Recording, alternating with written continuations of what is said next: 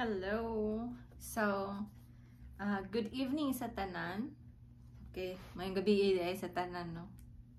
Okay, so kagahapon, magpadayon tagbasa sa pulong sa Ginoo, no? Actually, kining pagbasa na ako sa pulong sa Ginoo sa Bisaya nga koan nga pulong. Kini siya lahi ni sa akong devotional. Akong devotional kanang sa buntag, no? Kanang sa buntag. Buntag sayo kanang pag-ampo ko na ako'y devotional nga kanang lahi siya nga time kaysa sa pagbasa sa Bisaya nga pulong. Kini ako aning gihimo para makatabang sa uban nga kanang wala pa Biblia nga nagatanaw og YouTube nga sama nako Bisaya pod, no? So I hope nga kaning mga pulong sa Ginoo makahatag nimo sa mga nagtan-aw karon, no? Makahatag nimo kadasig nga mga lagad sa Ginoo, no? Magpadayon sa pagpangalagad sa Ginoo. Okay, so atong padayonon kagahapon atong nahuman ang Genesis chapter 4 o chapter 5. So karon moadto ta sa chapter 6, no? So atong sugdan. So verse 1 and 2, niadtong panahona daghan na ang mga tao sa kalibutan ug maanyag ang ilang mga anak nga babayi. Nakita kini sa pipila ka langitnong mga binuhat o gipangasawa nila ang ilang nagustuhan.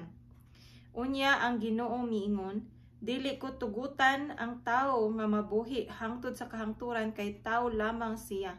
Sukad karon kutob ra gayud sa 120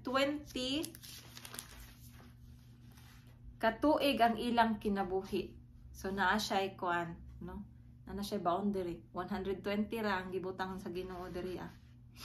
Niadtong mga adlaw ug bisan pagani sa misunod nga panahon, dihay mga higante sa kalibutan. Sila mga anak sa mga babae nga sama nato og sa mga langitnong binuhat. Sila mao ang mga bayani og mga bantugang tao sa karaang panahon. Unya, verse 5, unya nakita sa Ginoo nga hilabihan kadaotan sa mga tao sa kalibutan o kanunay lamang ngilad ang ilang gihuna-huna. Nagbasol siya nga gibuhat niya ang tao diha sa kalibutan og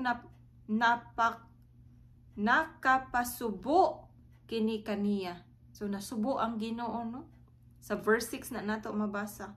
So nagbasol ang Ginoo nga nagbuhat siya tao sa kalibutan kay ang mga tao nagpakadautan man, no? So verse 7 miingon siya, laglagon ko ang tanang tao nga akong gibuhat. Laglagon ko usab ang tanang mananap ug mga langgam kay nagbasol ako nga gibuhat ko sila. Apan gikahimutan sa Ginoo si Noe. Remember si Noe? No? Hallelujah. I think si Noe itong anak ni Lamech, no? Si Lamech pa to. Tanaw na to sa verse 6.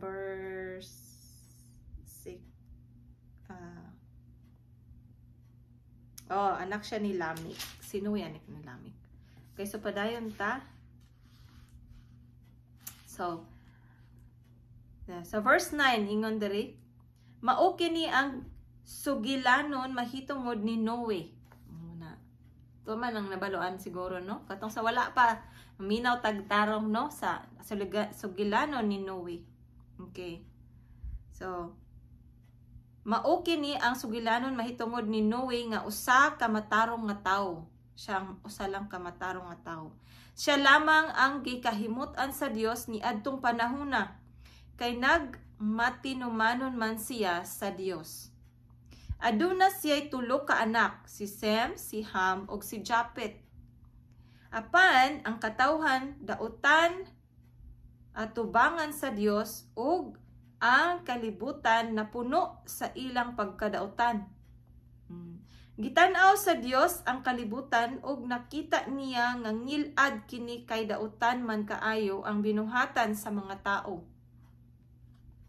Verse 13. Unya ang Dios miingon kang Noe, nakahukom ako sa paglaglag sa tanang tao. Puuhon ko sila sa hingpit kay sila mang gipadagsang sa kalibutan ang ilang daotang mga buhat. Verse 14. Busa paghimog arka gikan sa kahoy nga guper. Buhati kinig mga lawak og buliti og aspalto ang sulod og ang gawas niini. Verse 15. Ang gitas-on niini 133 ka metros, 22 ka metros ang gilapdon og 13 ka metros ang kahabugon. Verse 16, buhatig atop ang arka og palabwa kini og 44 ka sentimetros ibabaw sa mga bungbong niini. Himuo ang arka nga tulo ka andana og buhatig pultahan sa kilid niini. So specific kayo ang instruction sa Ginoo no kang Noe, ang measurement, ang porma, no? Okay, so verse 17. Palunupon ko ang kalibutan aron pagpuo sa tanang binuhat. Ang tanan nga anaa ibabaw sa yuta mga matay, apan magbuhat ako kasabutan tali kanimo ug kanako. Sakay sa arka uban sa imong asawa ug mga anak ug sa ilang mga asawa. Pagdalag laki ug bayi sa tanang matang sa mga nanap ug sa matagmatang sa mga langgam aron dili sila mapuo.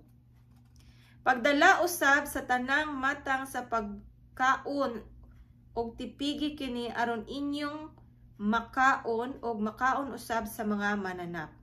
Gituman ni Noe kining tanan sumala sa gisugo sa Dios kaniya. So gituman tanan ni Noe. So si Noe obedient kay sa Ginoo no. Wala siya ni nag-question. Ning tuman gayud siya. Ning sumala sa gisugo sa Dios. Okay, so atong padayonon ang verse 7 kay murag nindot ni nga story nga kanang usahon natong basa no.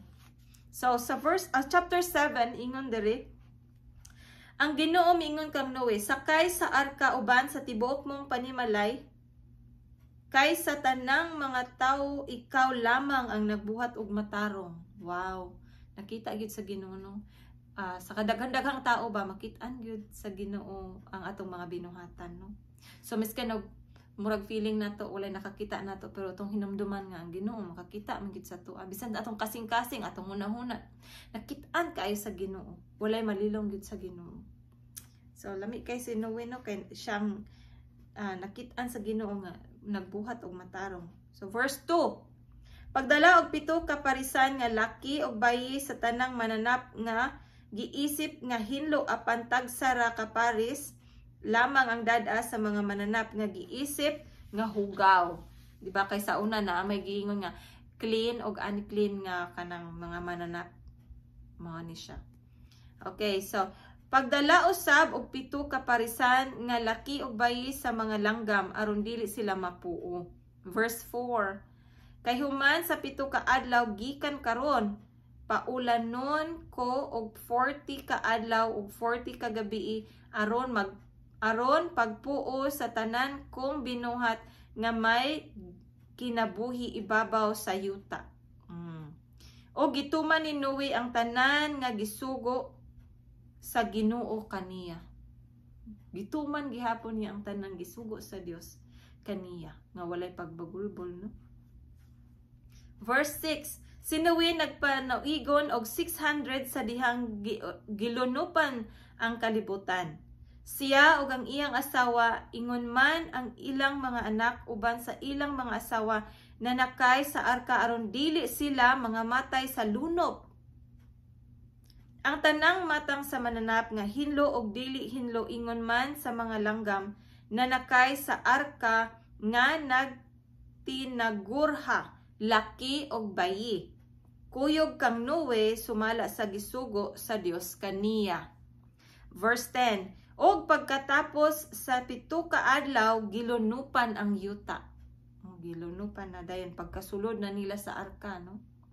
Verse 11, si Noe nagpanuigon nag 600 og sa ika-17 nga adlaw sa ika-2 bulan mibuhagay ang tanang mga tubod sa tubig gikan sa kahiladman sa yuta og nangaabli ang mga bintana sa langit og nag-ulan sulod sa 40 ka adlaw og 40 ka gabii. No? Niadto gayong adlaw na nakay sa arka si Noe og ang iyang asawa uban sa ilang 3 ka anak nga si Sem, si Ham og si Japet og ang ilang mga asawa. 14. Nanakay usab uban kanila ang tanang matang sa mga mananap, mga ihalas og binuhi mga dagko og gagmay ug ang tanang matang sa mga langgam, laki og bayi, sa matang sa tanang binuhat na nakay sa arka uban kang Noe, sumala sa gisugo sa Dios. Sumala sa gisugo sa Dios. No? So, kuan kaayo ka ng specific, so specific po nga gituman ni Noe. Unya, gisirhan sa Ginoo ang pultahan sa arka. Wow. No? 17. Gipadayon paglunop sulod sa 40 ka adlaw og milalom pag-ayo ang tubig og milutaw ang arka. Milalom pagayod ang dugang. Ang tubig ug ang arka naglutaw-lutaw niini. Milalom pagayod og dugang ang tubig ug ang arka naglutaw-lutaw niini. Sorry sa first. Okay, sa verse 19. Hilabihan gayod ang pagsaka sa tubig nga gilapawan niini ang tanang habog nga bukid sa kalibutan. So di na to ma-imagine unsa ka kuan, unsa jud ka lalong bakit ingon tanan nga bukid nalapawan sa tubig. Wow. Okay, verse 20. Ang tubig milapaw og ang mga 7 ka metros sa tumoy sa kabukiran. So napay 7 ka metros tumoy sa kabukiran. So above the labaw pa sa bukid ang tubig 7 meters. 7 ka metros. Busa nangamatay ang tanang may kinabuhi. Ang mga langgam, mga kahayupan, ang tanang gagmayng mananap ug ang tanang tawo. Verse 22, ang tanang binuhat nga may gininhawa nga nagpuyo sa yuta nangamatay. Gipuo sa Ginoo ang tanang may kinabuhi sa ibabaw sa kalibutan. Ang mga tawo, ang mga kahayupan, ang tanang gagmayng mananap ug mga langgam. Si Noe lamang ug ang iyang mga kauban didto sa arka ang wala namatay or ang wala mamatay. Ang lunop misugod paghubas human sa 150 ka adlaw. Okay. So I think at mas maayo nga atong padayon sa verse chapter 8 no. Kay murag ka ng bitin, unsay tawagan na kana bitang suspense kaayon sa nahitabo ba no. So padayon na to sa chapter 8. Okay.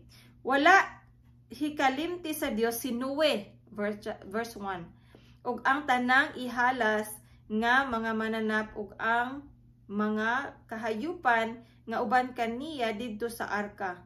Nagpahuros ang Dios og hangin ug misugod paghubas ang tubig. Sorry kung usahay murag matipyas akong pagsulti or akong pagbasa. Pero paningkamutan dyan nato no. Nga mabasa og tarong. Kay sa verse 2, gitakpan ang mga tubod sa kahiladman. Amen. Kahiladman sa yuta, ingon man ang mga bintana sa langit. Busa miundang ang ulan, og mipadayon paghubas ang tubig. Misugod kini paghubas tapos sa 150 ka adlaw. So 150 ka adlaw. misugod og hubas ang tubig, no? Misugod kini paghubas tapos sa 150 ka adlaw. Unya sa ika-17 nga adlaw sa ika-7 bulan, nahitungtong ang arka sa bukid sa Ararat, no? So dito na stuck ang arka ni Noe dito sa bukid sa Ararat. Verse 5, nagpadayon paghubas ang tubig og sa unang adlaw sa ika-10 nga bulan nakita na ang mga tumoy sa kabukiran. Verse 6, tapos sa 40 ka adlaw giablihan ni Noe ang bintana sa arka og gibuhian niya ang usa ka uwak. First, ang uwak. Wala kini mobalik apan naglupad-lupad kini hangtod nga mihubas ang tubig. Unya, gibuhian ni Noe ang usa ka salampati aron pagsusi kon mihubas na ba ang tubig. Apan kay gisanapan pa man sa tubig ang yuta, walay hikaplagan nga katugdunan ang salampati ug mibalik kini sa arka, no? Busa gipagawas ni Noe ang iyang kamot sa arka ug gikuha ang salampati. Verse 10, naghulat siyag laing 7 ka adlaw og gibuhian niya pag-usab ang salampati. So, gibuhian niya usab. Sa pagka-kilom-kilom na, mibalik kini kaniya nga nagtangag og lunhang dahon sa kahoyng olibo. Sa ingon ni ana nasayra ni Noe nga mihubas na gayud ang tubig. Unya naghulat pa gayud si Noe og laing 7 ka adlaw og gibuhian na usab niya ang salampati og wala na kini mobalik. Someone is at the front door. Hello. So, mamino kag Bisaya. Okay. So kini ako ang bunso. Gusto siya mamina og Bisaya. So magbasa tag padayon kay nangabot na sila. So atong padayonon naa nata sa verse, I think nata sa verse 13. Yeah. So sa 13 ingon diri sa 601 na ang panoigon ni Noe sa unang adlaw sa unang bulan, mihubas na gayud sa hingpit ang tubig. Mihubas. It means the water subsided in English. Okay. Human niya makuha ang tabon sa arka, milantaw si Noe og nakita niya nga ugana ang yuta. Sa ika-27 nga adlaw, sa ikaduhang bulan, namala na gayud ang yuta. Namala na gayud ang yuta. Okay, go to daddy ko. Okay. See you. Intermission number lang to siya. Okay. Unya ang Dios miingon kang Noe, verse 16, kawas na sa arka uban sa imong asawa, og mga anak, og sa ilang mga asawa. Pagulaa usab ang tanang mananap, ang mga langgam, mga kahayupan, og mga kahayupan, og ang tanang gagmayng mananap. Aron mosanay sila sa tibuok kalibutan. Busa, verse 18. Busa, mikawas si Noe uban sa iyang asawa og mga anak og sa ilang mga asawa. Sumala sa ilang matang ang tanang ihalas nga mga mananap, mga kahayupan, mga langgam o gagmayng mga mananap nang gawas usab sa arka. So, gawas sila tanan. Verse 20. Si Noe nagbuhat og halaran alang sa Ginoo og mikuha siyag usa sa matang saghinlo nga mga mananap og mga langgam og gisunog niya kini ingon nga halad sa napanimahuan sa Ginoo ang kahumot niini. Miingon siya sa iyang kaugalingon, dili ko na gayud tunglohon ang yuta tungod sa gibuhat sa tawo. Nasayod ako nga sukad pa sa iyang pagkabatanon, dautan na ang iyang huna-huna. Dili ko na gayud laglagon ang tanang binuhat nga buhi sama sa akong gibuhat. Samtang ania pa ang kalibutan, dili gayud matapos ang panahon sa tanom og ang panahon sa ting-ani. Ang tingtugnaw og ang ting-init, ang tinghulaw og ang ting-ulan, ang adlaw og ang gabi. Amen. Praise God. So, ang pinaka kuan diri apa siya chapter 9 nga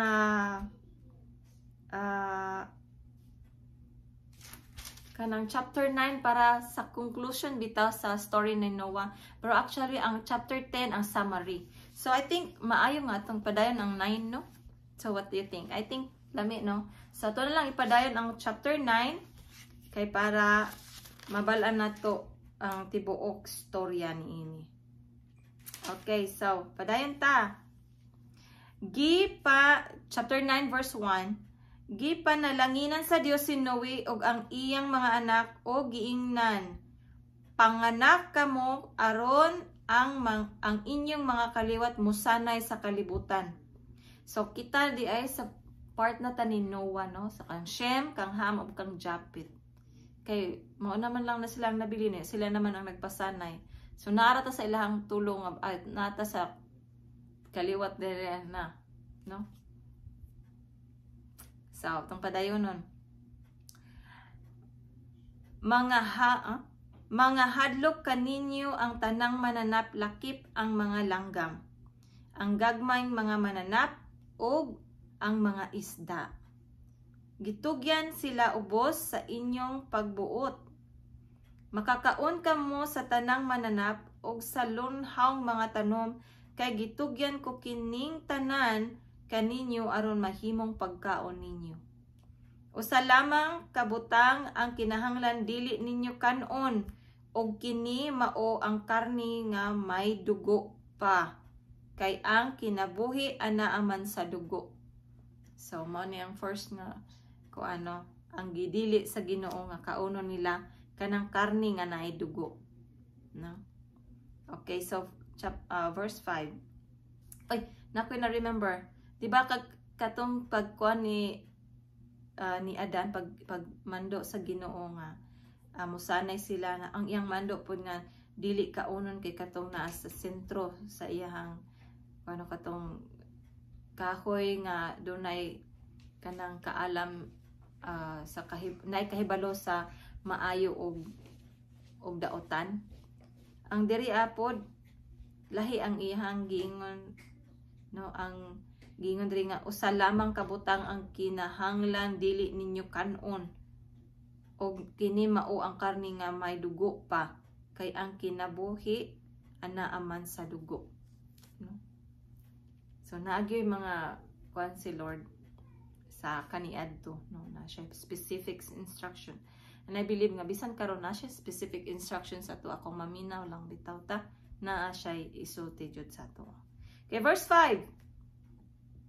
Padayon ta. Kuno sa katawo mo patay og tawo, silutan siya. Silutan pinaagi sa kamatayon ang mananap o tawo nga mopatay og tawo. Ang mopatay og tawo patyon usab sa iyang isig katawo, kay gibuhat man ang tawo sama sa Dios. Panganak kamo aron modaghan kamo og molukop sa tibuok kalibutan. Unya ang Dios miingon kang Noe og sa iyang mga anak. Himuon ko na karon ang akong kasabutan tali kaninyo og kanako og sa inyong mga kaliwat. Ingon man sa tanang binuhat nga buhi uban kaninyo ang mga langgam, mga kahayupan ug mga ihalas nga mga mananap. Tanan gayud nga nanggawas sa arka. Himuon ko ang akong kasabutan tali kaninyo og kanako. Isaad ko nga dili na gayud puuhon pinaagi sa lunop ang tanang binuhat nga buhi. Dili na gayud laglagon ang kalibutan pinaagi sa lunop, ug ang Dios miingon, agig timaan sa walay katapusang kasabutan nga akong gihimo tali kanako ug kaninyo, ingon man sa tanang buhing mananap, palutawon ko ang akong bangaw. Mao na ni ang kanang kung ano bangaw is rainbow, di ba? No? So, mao ni ang kanang sign sa Ginoo nga gihatag niya para reminder, no, sa gisaad sa Dios nga di na niya palunupon ang tibuok kalibutan or di na niya puuhon ang tao pinaagi sa pagpalunop ani, no? So, ingon siya diri, palutawon ko ang akong bangaw diha sa kapanganuran. Timaan kini sa kasabutan tali kanako ug sa kalibutan. Kon tigumon kog nagani ang mga panganod diha sa langit ug makita diha niini ang bangaw, hinumduman ko ang akong gisaad kaninyo ug sa tanang mananap nga dili ko nagayud laglagon pinagiglunop ang tanang binuhat. Sa dihang makita na ang bangaw diha sa mga panganod, tan-awon ko kini og hinumduman ko ang walay katapusang kasabutan tali kanako og sa tanang binuhat nga anaa sa kalibutan. Ang Dios miingon kang Noe, mao kini ang ilhanan sa saad nga akong gihimo sa tanang binuhat nga buhi dinhi sa kalibutan. Okay, verse 18. Ang mga anak ni Noe nga nanggawas sa arka mao si Shem, si Ham ug si Japet. Si Ham mao ang amahan ni Kanaan. Kining tulo ka anak ni Noe mao ang mga ginikanan sa tanang tao sa kalibutan. Tama day ko, di ba?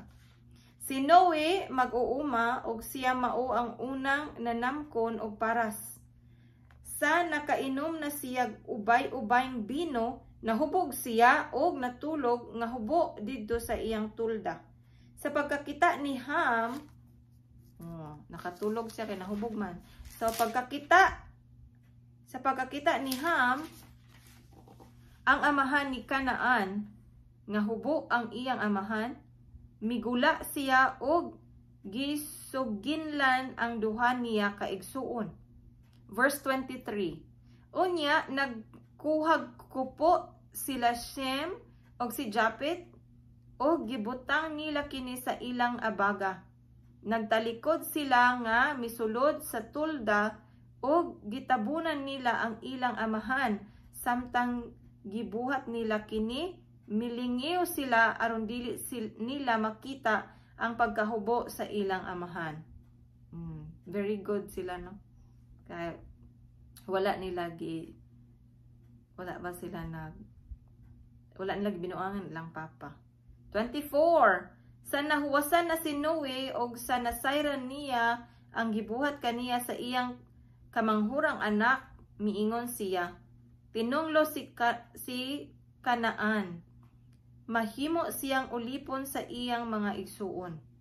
Miingon usab siya, dalaygon ang Dios ni Sem, mahimong ulipon ni Sem si Kanaan. Pasanayon unta sa Dios si Japet, og motipon unta pagpuyo sa katawhan ni Sem ang iyang kaliwat. Mahimong ulipon ni Japet si Kanaan. Human sa lunop, nabuhi pa si Noe og laing 350 ka tuig. Namatay siya sa panuigong 950. Amen. So diri lang sa mo humano or mo stop. Diri na ta kutob karong gabi una kay atong na padayon nato ang pagbasa gikan sa I think 6 7, 8, ug 9 karong gabi na, no? So, salamat kayo sa inyong pagpadayon og tan-aw, and I hope nga kanang maka-encourage ta ba, no? Maka-enganyo ta nga magbasa gyud tag Biblia, no? Kini nga kung pagbasa og Biblia nga kanang Bisaya bitaw, kaning kuan ni siya kanang gi-challenge nako kung kagalingon nga mobalik og basa og kanang Bisaya, kay murag na use na sa English bitaw.